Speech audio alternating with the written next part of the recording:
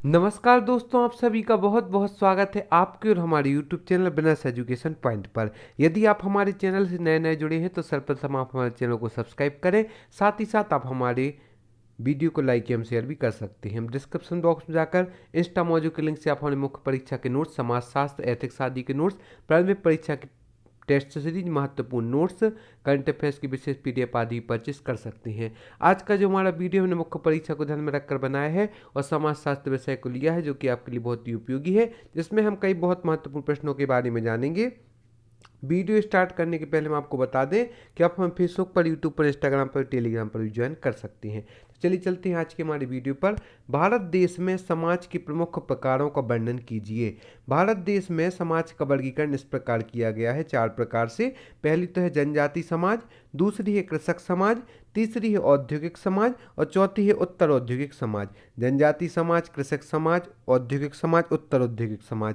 तो इनके बारे में हम विस्तृत रूप से जानेंगे। जनजाति समाज से आप क्या तात्पर्य है? जनजाति समाज की विशेषताओं के बारे में बताइए। जनजाति एक ऐसा क्षेत्रीय मानव समूह है जिसकी अपनी एक सामान्य संस्कृति, भाषा, व्यवसाय एवं राजनीतिक संगठन होता है तथा सामान्यतः वह अंतर्व्यवहार के नियमों का पालन करती है, जनजाति कहलाती है। एक बार पुनः देखते हैं। एक ऐसा क्षेत्रीय मानव समूह जिसकी अपनी एक सामान्य संस्कृति, भाषा, व्यवसाय एवं राजनीतिक संगठन होता है तथा सामान्यतः वह अंतर्व्यवहार के नियमों का पालन करता है, जनजाति कहलाता है।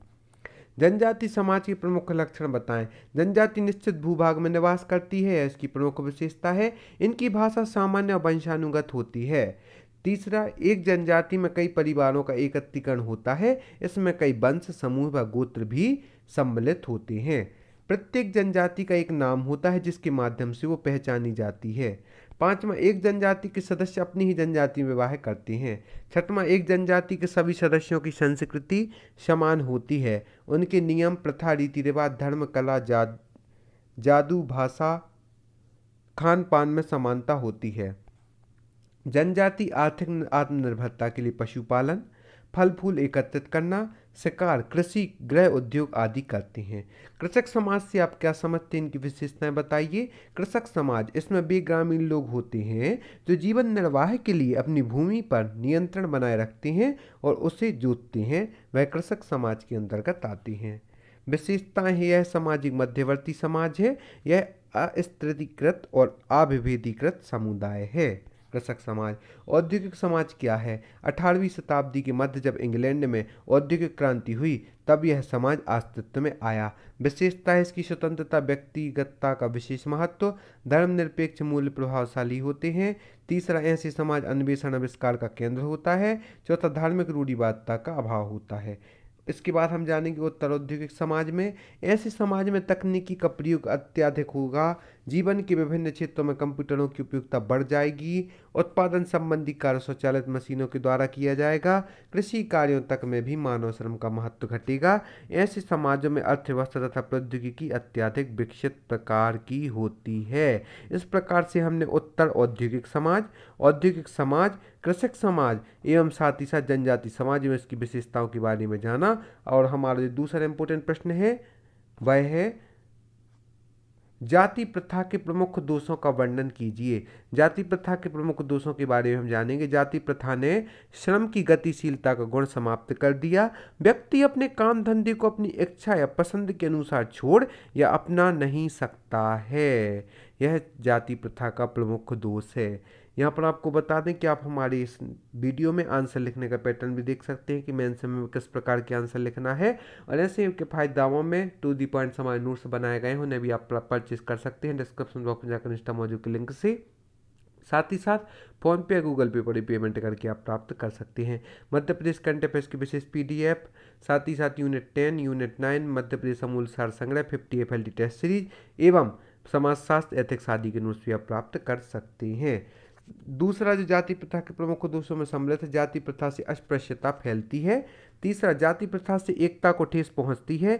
हिंदू समाज की एकता को इससे बहुत हानि पहुंची है। इससे व्यक्ति और उसके काम में परस्पर सामंजस्य नहीं है। उदाहरण, पुरोहित का पुत्र निश्चित रूप से पुरोहित होगा, चाहे उसमें सफल सैनिक या सफल नेता होने के गुण विद्यमान हों।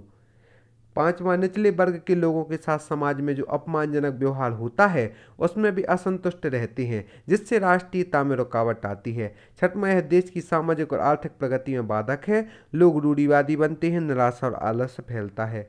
सातवां है, जाति के अंतर्गत जाति, रूप, रंग, वंश का विचार किए बिना सब लोगों को उनके समान अधिकार प्राप्त नहीं होते, इसलिए यह अवस्था अप्रजातांत्रिक है। इससे लोगों में परस्पर अविश्वास और विरोध होता है। उपयुक्त दोष जाति व्यवस्था में विद्यमान है। भारतवर्ष में जाति प्रथा के ह्रास का वर्णन कीजिए। भारत में जाति प्रणाली में तेजी से बदलाव आया है। खान पान और व्यवसाय के आधार पर जाति विभाजन तेजी से समाप्त होता जा रहा है। वर्तमान में कोई भी व्यक्ति यह बात स्वीकार करने को तैयार नहीं है कि काम का नियम ही व्यक्ति की जाति का निर्णय करने वाला तत्व है। पूर्व में माना जाता था कि जाति नियमों के उल्लंघन से पाप होता है, अब यह भावना समाप्त हो चुकी है। जिस व्यक्ति को जिस कार्य में रुचि है वह उस कार्य को अपने अनुरूप करता है, उस पर किसी भी प्रकार की नियमबद्धता नहीं है कि वह इस जाति से तो उसे वही काम करना होगा। संविधान द्वारा भी अनुच्छेद 17 के तहत अस्पृश्यता के अंत की बात कही गई है। अब अस्पृश्य और अछूत माने जाने वाले लोगों के लिए मंदिर खोल दिए गए हैं। सार्वजनिक स्थलों, भवनों, मनोरंजन केंद्रों, स्कूलों, कॉलेज और विश्वविद्यालयों में कहीं भेदभाव नहीं किया जाता है। जाति प्रथा के ह्रास के प्रमुख कारण निम्न है। पहला तो है पाश्चात्य शिक्षा का प्रसार। पाश्चात्य शिक्षा के प्रचार प्रसार के कारण लोगों में जागरूकता की भावना उत्पन्न हुई है और जाति प्रथा के ह्रास का प्रमुख कारण बन गया है। संचार, यातायात, देश में बाहरी तत्वों का प्रवेश। संचार के माध्यम बढ़ने से भी लोगों में जागरूकता में वृद्धि हुई है। यातायात, देश में बाहरी तत्वों के प्रवेश भी जाति प्रथा के ह्रास के प्रमुख कारण है। औद्योगिकरण, इंटरनेट, समाज सेवियों की भूमिका ने भी इसमें महत्वपूर्ण प्रयास किए हैं, जिससे आज जाति प्रथा के ह्रास की स्थिति उत्पन्न हो गई है। भारत देश में समाज की आज के इस वीडियो में जो हमने 2 महत्वपूर्ण प्रश्न देखे हैं उनके कुछ प्रमुख पॉइंटों का हम रिवीजन कर लेते हैं ताकि आपके लंबे समय तक याद रहे। भारत देश में समाज के प्रमुख प्रकारों में जनजाति समाज, कृषक समाज, औद्योगिक समाज, उत्तर औद्योगिक समाज है।